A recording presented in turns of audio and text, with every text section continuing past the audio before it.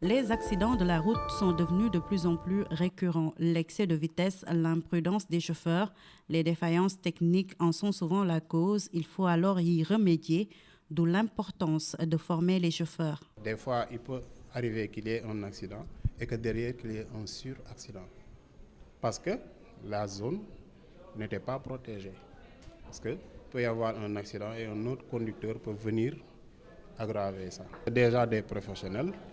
Donc en salle, j'ai vu qu'ils étaient un peu calés en conduite. Donc ils ont juste besoin de rappel. Pourquoi on a eu à voir un peu faire une révision sur la sécurité routière, les panneaux de circulation. C'était important. Maintenant, voir la conduite en sécurité, comment intervenir sur route en cas d'accident, par exemple. C'est quelque chose qui fait défaut ici sur nos routes et qui tue beaucoup aussi sur nos routes. Cette session de formation concerne les chauffeurs du ministère de l'Élevage et des Productions Animales. L'idée est partie d'un constat fait par la tutelle. Il y a véritablement des manquements au niveau des conduites, mais au niveau des comportements de certains chauffeurs.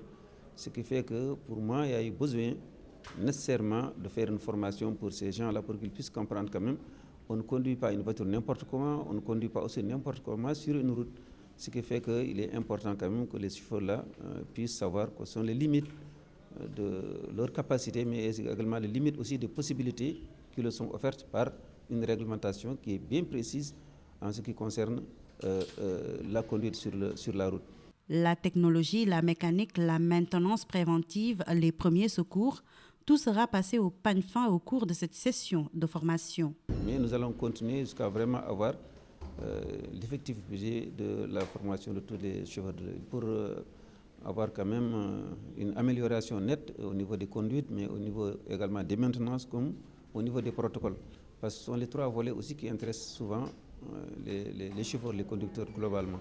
Donc, raison pour laquelle nous avons choisi cette école-là qui est un centre de formation moderne. La formation se tient au CFMPL, Centre de formation aux métiers portuaires et à la logistique. Elle permettra aux agents du ministère de mieux respecter le code de la route et la sécurité routière par une conduite préventive et responsable.